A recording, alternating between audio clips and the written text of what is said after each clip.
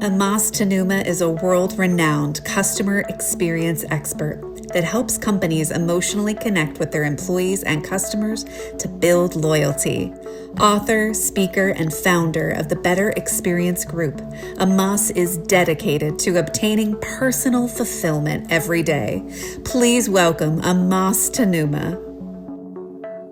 If you and I were born during the 1800s and I wasn't feeling well, maybe I have a cough or cold, or you weren't feeling well, and we went to the physician, and the good doctor will observe us, and he's likely to prescribe some medicine. Well, the problem is that the medicine he's likely to prescribe would probably be this.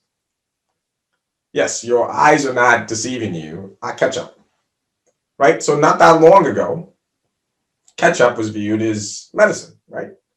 You were supposed to consume it orally, if you had a little cough, get a little rash, put a little ketchup on it. This was the prevailing thought at the time.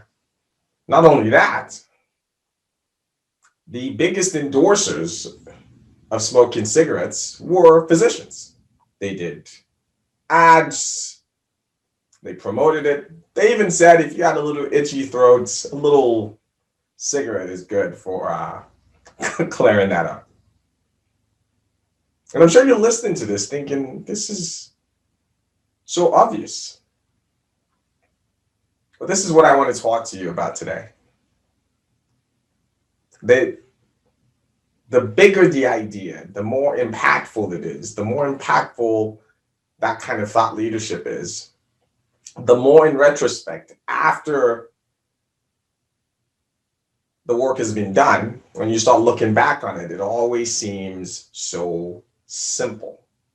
But what I want you to go do today at the end of this presentation is sharpen your own skills to become one of these people who has these game-changing, seemingly obvious idea. So not that long ago, about 20 years ago now, it seems like,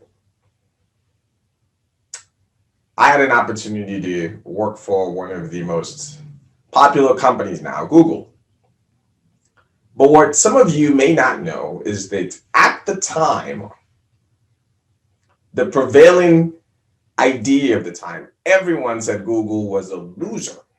The reason Google was a loser was because while everyone else who was doing search had all kinds of ads on their pages, news, all kinds of content to keep you locked in on their page. Google had this blank white page, and everyone said Google was a loser.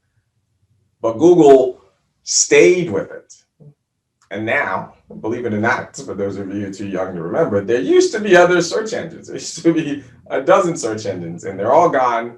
And Google's the last one standing, because remember that white space that everyone thought was crazy is now the most expensive real estate anywhere in the world. Even in things of life and death.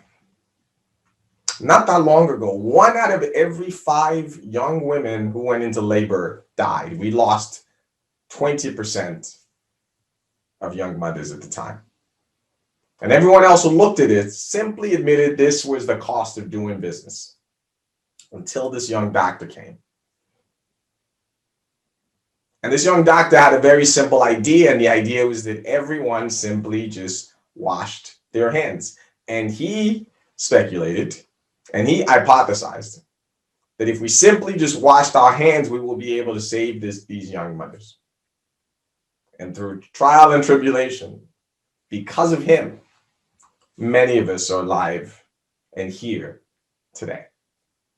As you think about these thought leaders, and as I studied many of them, there are 3 qualities each and every one of them possess. The first one's the courage of their convictions. Think about Google. Their shareholders, everyone was mocking them. This idea is stupid. You can't just have a white screen and have people searching, and they continue. They have the courage of their convictions. The second quality they all had was persistence. Remember the good doctor? The man who said, His idea was simply washing your hands. This simple idea was going to save all of these lives. He was ridiculed. He was humiliated. And yet he persisted. And the last quality they all have is a refusal to return to the status quo. The good doctor said, never again will we lose 1 out of every 5 mothers just because they want to have a baby. We will not go back, because in the midst of making these changes, there are always these forces pulling us back. And all of the thought leaders I followed had those 3 qualities. So what about you? Think about your profession. Think about in your personal life. What ideas are you harboring today? What things are you harboring today? And will you have the courage? Will you be persistent? And will you have this refusal to go back to status quo as you face opposition in your career, in your life? The world needs people like you to courageously move us forward. I want to thank you for listening. If you would like to continue the conversation, I would love for you to follow me on social media or shoot me an email so we can continue this conversation.